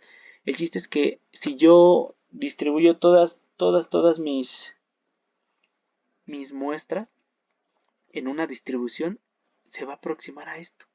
Y como pueden ver, es básicamente una distribución normal. Pero se le llama distribución muestral porque es a través de todas esas muestras. Ahora, obviamente, nosotros no tomamos miles de muestras para hacer esto y poder decir, miren, si es normal. Generalmente solamente tomamos una muestra y ya. Pero consideren que esto es lo que está pasando hipotéticamente. Es decir, que aunque yo tome esta muestra, ¿no? O esta barrita azul es lo que me salió en promedio, está dentro o está contenido en esta distribución, está cerca de los valores promedio. Entonces yo, pues con esa inferencia y aceptando pues ese constructo hipotético o teórico, puedo yo como asumir que eso es lo que posiblemente está pasando en la población. ¿Okay? Ahora, ¿cuáles son los aspectos clave? ¿No? La forma. Esta es la parte, la forma, donde Laplace y Gauss hicieron una aportación más importante y donde está implicado el teorema central del límite. Si el tamaño de la muestra n es suficientemente grande, generalmente, fíjense, arriba de 30 para arriba, que alguna vez les comentaba en las asesorías, la distribución muestral de la media será aproximadamente normal, sin importar la forma de la distribución original de la población, que es lo que decíamos aquí. 2. Centro es la media. La media de la distribución muestral, X, la media podría ser justamente esta línea azul que está en medio. Es igual a la media poblacional original, fíjense. O sea que la media muestral, si yo hago muchas muestras y las distribuyo en esta distribución, esta media es lo mismo que la media de la población. Eso es lo poderoso. Eso significa que el promedio de todas las medias muestrales posibles será el valor real de la población. Por eso es que yo puedo traspolar mis resultados, ¿no? Si yo cumplo toda esta serie de requisitos y mis datos se comportan de manera normal, que es lo que veremos después, yo lo que descubra, ¿no? O la comparación que haga o la relación entre variables que yo haga, sí puedo extrapolarla y decir, Aún y yo tomando únicamente esta muestra de 30 personas, de 30 sujetos, de 30 elementos, de todo mi universo, gracias a esto que estadísticamente o matemáticamente está pasando, puedo yo extrapolar y decir con cierto grado de error, por supuesto, que eso está pasando en toda la población de personas que tienen esto, o que padecen esto, o que se les hizo esta intervención. Entonces, eso es lo poderoso. Ahora, la dispersión, que es el error estándar. La desviación estándar de la distribución muestral se le llama error estándar de la media. ¿Qué hace este? Mide qué tan dispersas están las medias muestrales respecto a la media poblacional, así como nuestra desviación estándar es para nuestros datos en particular, ¿no? De una distribución. Pero aquí tengo datos individuales, ¿no? Aquí 1, 2, 3, 5 datos, ¿no? Donde se agrupan más. No tengo promedios o medias, ¿no? Esta no es una distribución muestral. Esta de acá sí. También yo puedo saber del valor promedio de todas mis muestras, la media muestral, puedo saber pues qué tanto se dispersan los datos hacia el lado como un símil a la desviación estándar, pero eso se le llama error estándar. ¿Okay? Entonces esto me dice qué tan dispersas están mis otras muestras, que son esta. Qué tan dispersas están del valor de en medio.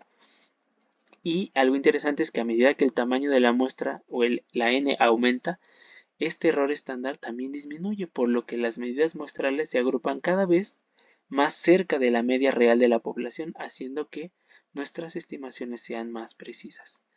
Entonces, por eso es bien importante que la n sea, pues, relativamente grande, ¿no?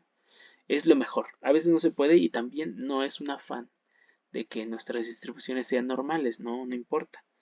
Pero porque hay otras cuestiones ahí que son un poco más avanzadas, pero siempre se sugiere que pues la cantidad de sujetos, animales, neuronas que uno evalúe o contabilice o esté analizando, pues sean lo suficiente como para poder tener un mayor poder estadístico.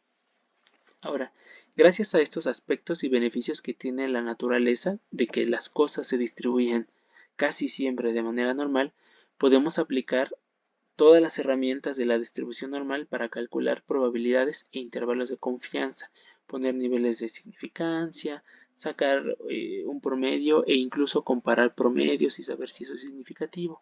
Es gracias a eso. Entonces, aquí hay un ejemplo, ¿no?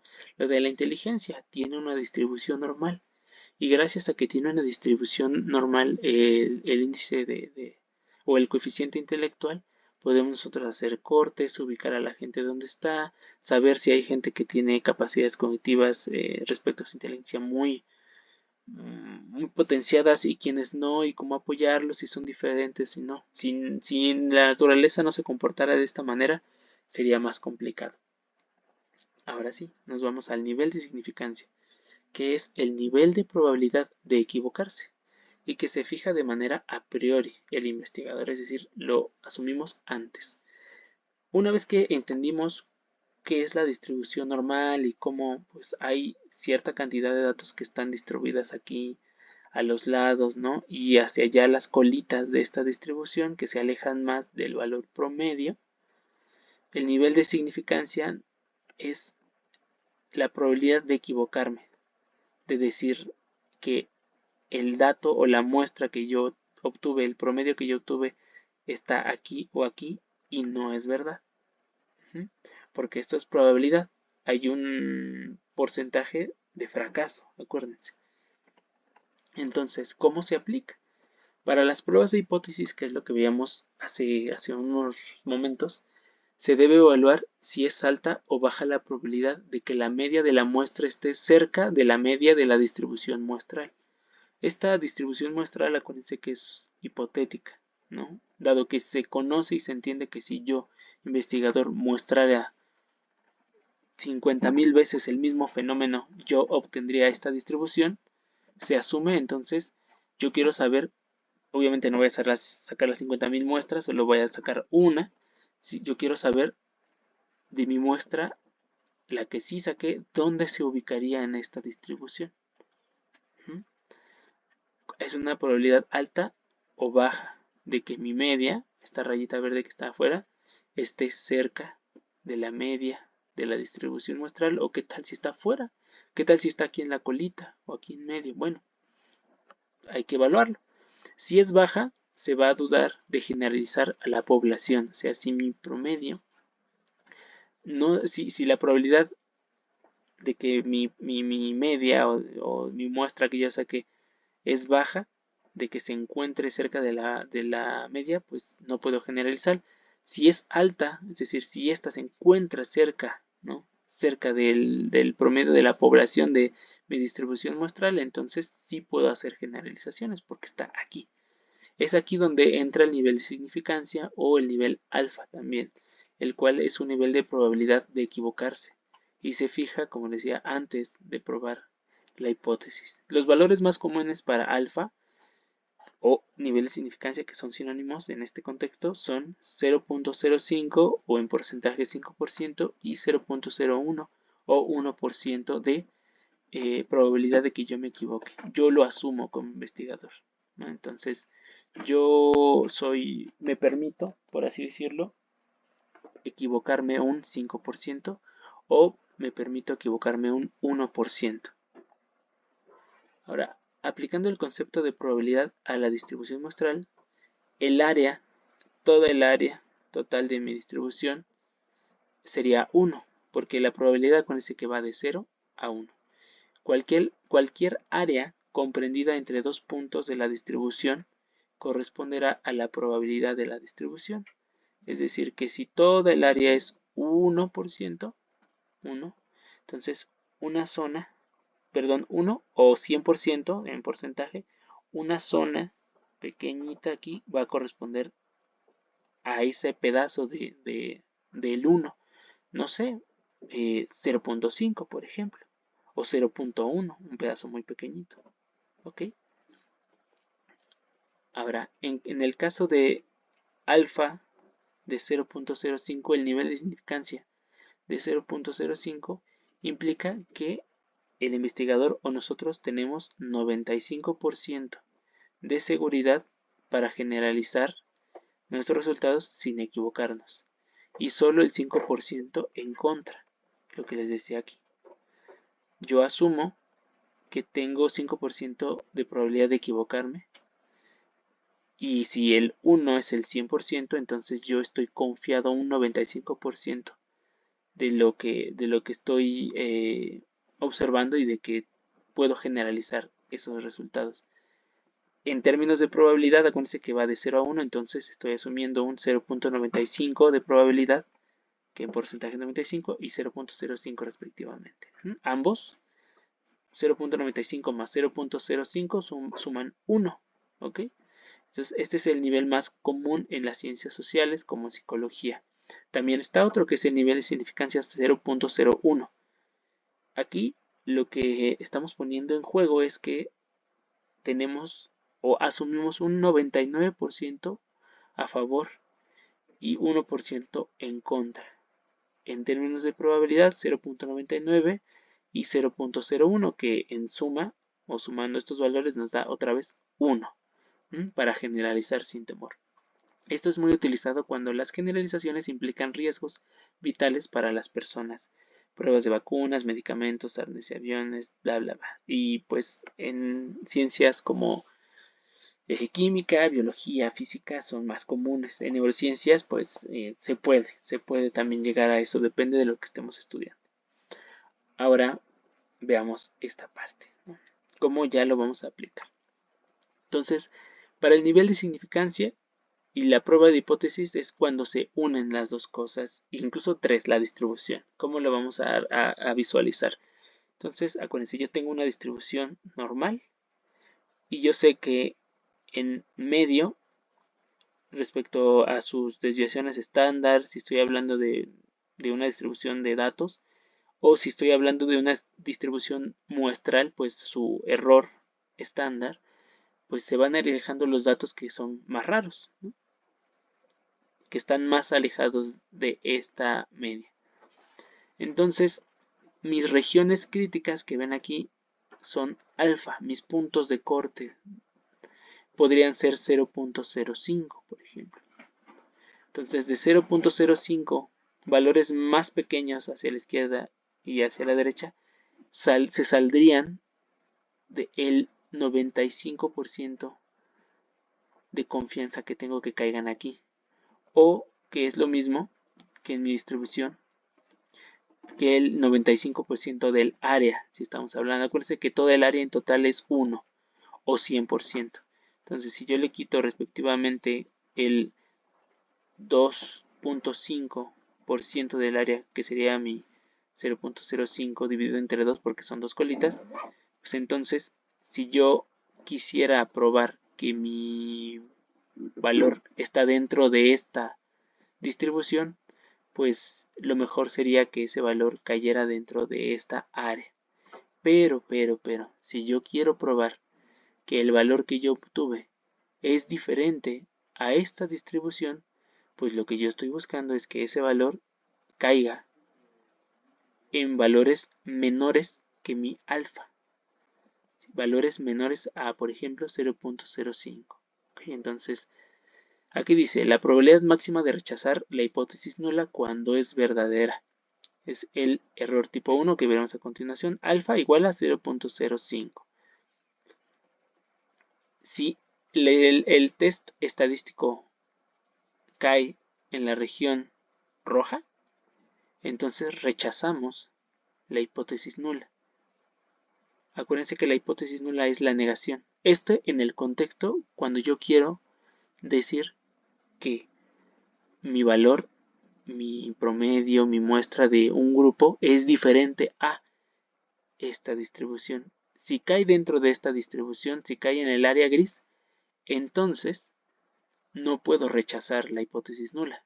De decir, no hubo cambio o no son diferentes. Imagínense el promedio de una prueba de memoria en personas típicas y personas con demencia, ¿vale? Entonces yo esperaría, mi hipótesis teórica, que las personas con demencia tuvieran puntajes menores, ¿no?, que las personas del grupo control, que son las típicas. Entonces, esta podría ser mi distribución de mi grupo o de mi grupo control, ¿no? Aquí se concentran todos y hay algunos valores más alejados que son menos puntaje de memoria, muchísimo muy buenos en esas pruebas de memoria, y lo que yo esperaría como investigador es que el valor de promedio del puntaje de mi grupo con demencia, por ejemplo, frontoparietal o algún tipo de demencia, puede ser Alzheimer, pues cayera en esta región crítica, ¿no? En el rojo, no en lo gris. Si cae en lo gris, eso me quiere decir que pues no hay diferencias, porque es igual al 95% de los datos. Pero si cae afuera de, ok, entonces parece ser que la probabilidad de que eso se deba al azar es muy bajita.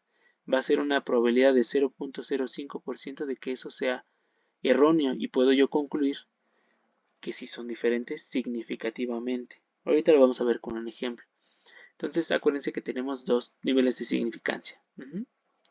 El 0.01, donde toda el área aquí, donde yo diría que no hay diferencias, porque si cae el valor de mi ese grupo con demencia aquí adentro en el 99%, pues no es diferente, es algo que yo estoy asumiendo. Pero si cae por fuera de ese 99%, entonces yo puedo decir, son diferentes. Y acuérdense que ese 1% se divide entre dos, porque son dos colas, los puntajes positivos y los puntajes negativos. Entonces, en este caso yo tengo 99% de confianza y 1% de riesgo. En el de nivel de significancia de 0.05, es como les decía en el ejemplo anterior, el área representa el 95% y si mi dato cae dentro de ese 95%, yo no puedo decir que es diferente, pero si cae fuera de ese 95%, puedo decir que es diferente. Puedo decir que no pertenece a esta distribución. Hagamos un ejemplo. Pero les decía, ¿qué nos interesa poner a prueba, no? Realmente lo que estamos buscando en el contexto de las pruebas estadísticas no estamos buscando que cuando comparemos dos grupos o dos variables, pues sean la misma, ¿no? Realmente lo que estamos buscando es diferencias. Por ejemplo, lo que decíamos, ¿no? Puntaje de memoria en un grupo control y uno experimental, ¿no? O unas personas con demencia. Entonces, lo que yo estoy esperando es que sea diferente. En mi caso, yo trabajo con animales, entonces tengo unos ratones que son tipo autistas y ratones o controles que no son autistas. Yo esperaría que sus puntajes o su evaluación conductual, por ejemplo, de sensibilidad táctil, fuera diferente, porque uno es autista y otro no. Entonces, si los puntajes, si yo voy buscando que el puntaje de mi grupo experimental sea igual que el grupo control, pues no tiene chiste, ¿no? ¿Para qué investigo? Más bien estoy investigando para ver diferencias. Entonces, lo que realmente deseo o deseamos es saber si la muestra de personas, animales, moléculas, neuronas, etcétera, son diferentes a una población normal o típica. Llámesele esto a grupo control. Si son medidas repetidas tipo pre-post, por ejemplo, antes de terapia y después de terapia, pues yo también esperaría que sus puntajes sean diferentes, ¿no?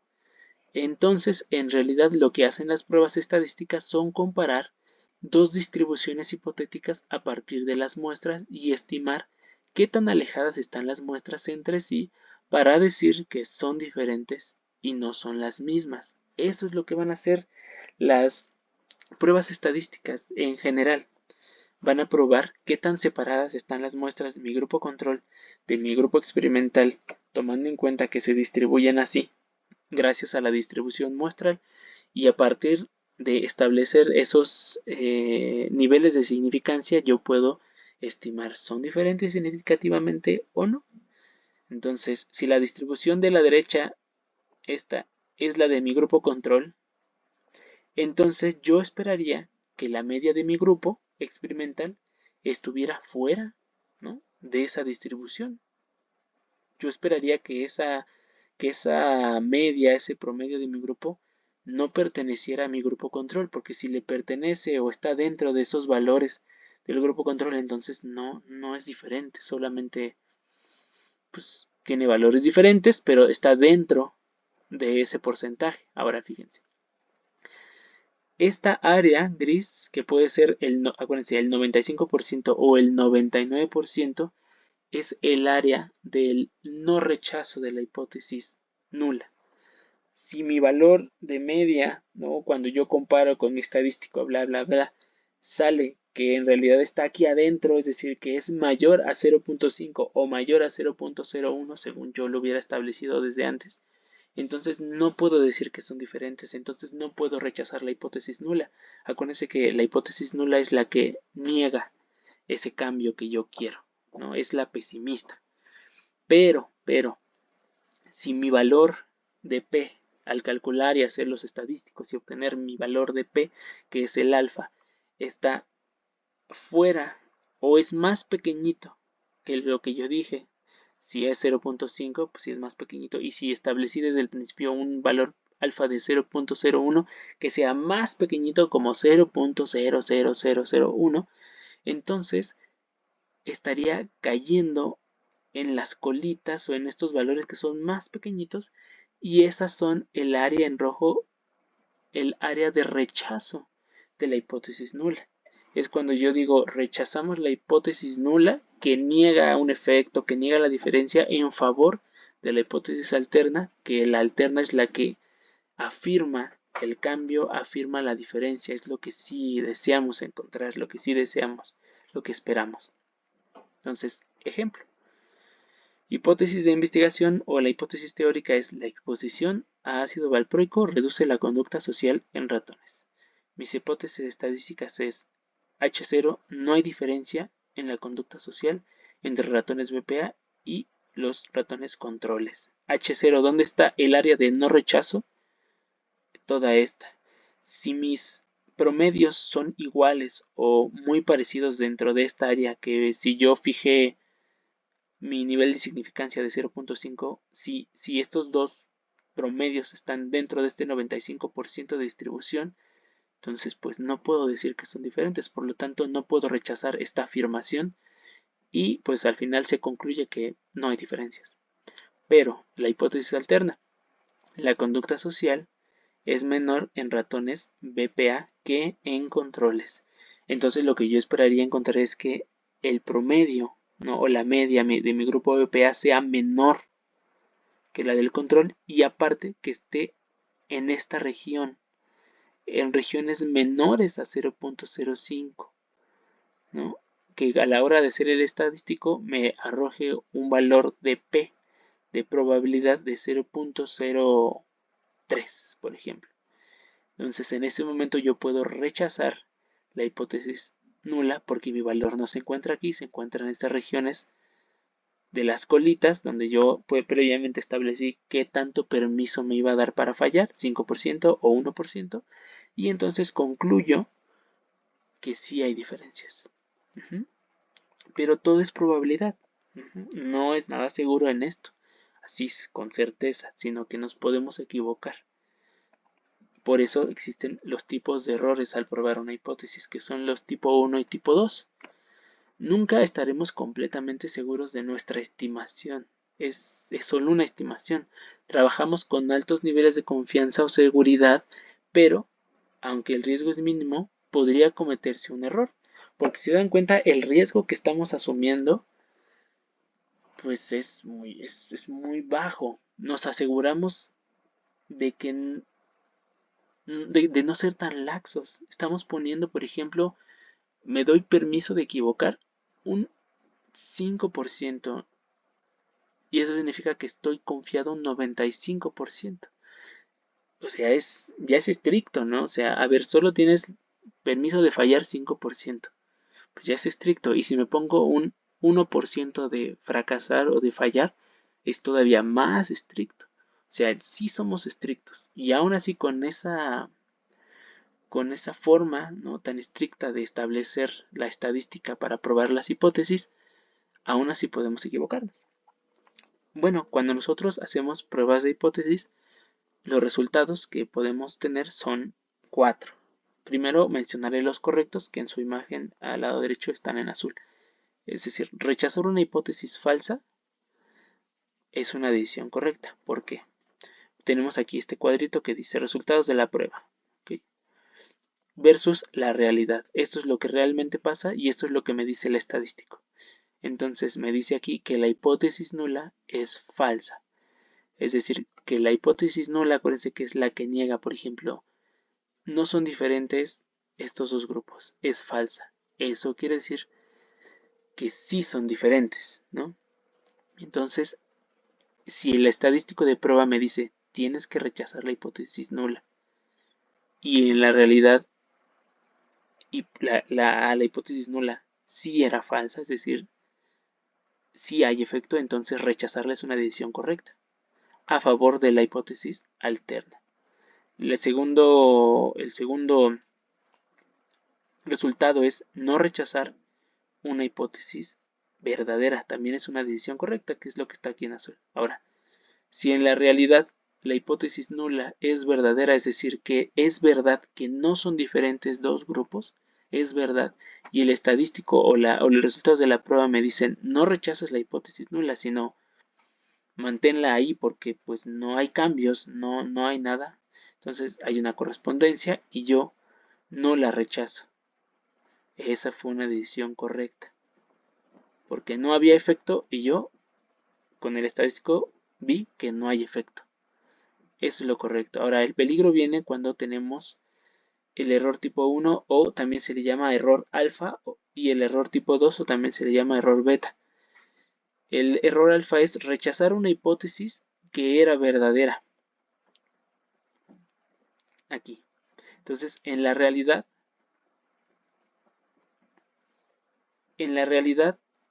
la hipótesis es verdadera y yo la rechazo. Entonces, es una decisión incorrecta. Es decir, por ejemplo, la hipótesis nula era verdadera y yo la rechacé. Es incorrecto. Yo debía aceptarla. Acuérdense que no se acepta como tal, pero se puede utilizar el concepto para no confundirnos. Y el error tipo 2 es no rechazar una hipótesis cuando es falsa. Cuando es falsa la hipótesis, es decir, no hay cambios y yo no la rechazo. Entonces, pues es mentira, ¿no? Porque no hay tal efecto, no hay tal diferencia y yo no rechacé esa hipótesis. Entonces vamos a ver con un ejemplo cada uno para que sea un poco más claro, porque esto es muy confuso siempre. Entonces no se preocupen si no lo entienden a la primera, igual se pueden comunicar conmigo para ver más ejemplos. Entonces vamos a poner la prueba de un nuevo medicamento para ejemplificar estos tipos de errores o estas decisiones. La hipótesis nula o H0 es: el nuevo medicamento no es más efectivo que el medicamento estándar, el que siempre compramos, ¿vale? Esa es la hipótesis que niega que el medicamento nuevo sea mejor o más efectivo. La hipótesis alterna es que el nuevo medicamento sí es más efectivo que el medicamento estándar. Fijamos un nivel de significancia alfa de 0.05, es decir, que estamos dispuestos a un 5% de riesgo de equivocarnos al decir que funciona cuando no es así. Acuérdense que alfa es igual al error tipo 1. Entonces, ¿cuáles son los posibles resultados, no? Vamos a poner primero las decisiones correctas. Decisión correcta: rechazar la hipótesis nula cuando es un acierto, ¿no? Entonces, la realidad. La hipótesis nula, que dice que el medicamento no es efectivo, no es más efectivo que el estándar, es falsa. Es decir, el medicamento sí funciona. Mi decisión estadística es rechazar la hipótesis nula y concluir que sí funciona. Entonces hay correspondencia, ¿no? La realidad es que sí funciona y mi prueba estadística dice sí funciona. Entonces, el nuevo medicamento realmente funciona y nuestro estudio lo demostró correctamente. Ese es un acierto. ¿Okay? Esto tiene que ver con la probabilidad estadística o el poder estadístico, que es 1 menos beta, que veremos a continuación. Simplemente nos habla de que nuestra prueba estadística tenga la sensibilidad para detectar un cambio cuando sí lo hay. La decisión correcta número 2 sería no rechazar la hipótesis nula cuando es verdadera. Es decir, en la realidad la hipótesis nula es verdadera, es decir, el medicamento no funciona. Acuérdense que la hipótesis nula es la que probamos, que dice que no es más efectivo, y la decisión estadística es no rechazar la hipótesis nula. Es decir, concluimos que no funciona el medicamento, no la rechazamos, no la votamos como lo hicimos aquí arriba. Eso significa que el nuevo medicamento realmente no tiene efecto y nuestro estudio lo demostró correctamente. Entonces es una decisión correcta porque pues este medicamento ni funcionaba y la estadística y nuestras pruebas confirmaron que de hecho no funciona. Entonces, muy bien. Y bueno, la probabilidad tiene que ver con 1 menos alfa, que es el nivel de confianza que veremos a continuación. Ahora vámonos con los errores, con este mismo ejemplo. La realidad. La hipótesis nula es verdadera, es decir, el medicamento no funciona, pero nosotros, por alguna cuestión del muestreo, de la prueba estadística, algo, rechazamos la hipótesis nula y concluimos que sí funciona. Pues esto es erróneo, porque en la realidad no funciona y nosotros estamos diciendo que sí. La conclusión es errónea, el medicamento no tiene efecto real, pero nuestros datos muestrales, quizá por mala suerte, azar y demás cosas, mostraron un resultado tan bueno que concluimos erróneamente que sí lo tiene. Este es un falso positivo, es decir, ver que hay un cambio cuando no lo hay. Entonces, el riesgo aquí es el nivel de significancia. Tal vez debimos ser más estrictos con ese 5% y pasarlo al 1%, porque podría ser que no es verdad lo que estamos viendo. Y vamos al error tipo 2, acuérdense que también se le llama beta, un falso negativo. La hipótesis nula es falsa, es decir, el medicamento sí funciona, pero nosotros decidimos rechazar la hipótesis, no rechazar, perdón, no rechazamos la hipótesis nula y concluimos que no funciona. Eso también es un error, no hay correspondencia. En la realidad, ese medicamento sí está teniendo efecto, pero nuestra estadística nos arroja que no. Entonces también es una conclusión errónea. El medicamento sí tiene un efecto real, pero en nuestro estudio, quizá por tener una muestra muy pequeña o mucha variación en nuestros datos, no fue lo suficientemente sensible para detectarlo. Esto es un falso negativo. Es decir, sí había efecto y no lo detectamos. Y este es el riesgo de beta. El error tipo 2 beta, error tipo 1 alfa. Ahora, por último, el nivel de confianza y la potencia de la prueba son aspectos que tienen que ver con estos errores tipo 1 alfa o error tipo 2 beta. De hecho, son su inversa, ¿no? Alfa es el error tipo 2 y el nivel de confianza es 1 menos alfa. Entonces, si yo, por ejemplo, digo, yo tengo un nivel de significancia de 5% o 0.05, si yo hago esta resta, si fuera 100% menos el 5%, aquí me queda 95% de confianza o 0.95 de nivel de confianza en términos de probabilidad. Y en el beta es lo mismo, es 1 menos beta. Es decir, si yo, por ejemplo, quiero fijar que la probabilidad de cometer un error tipo 2 sea lo más baja posible, un 20%, entonces al restarlo tengo el 80% en la potencia de la prueba. Entonces, esto es muy importante porque el nivel de confianza, como lo decíamos anteriormente, es algo que sí establece el investigador antes de hacer la prueba estadística. Esto es a priori, no se hace a posteriori, sino antes de. Se hace la prueba y se concluye si fue significativamente diferente o no, viendo los valores de P, si es menor a 0.05 o 0.01.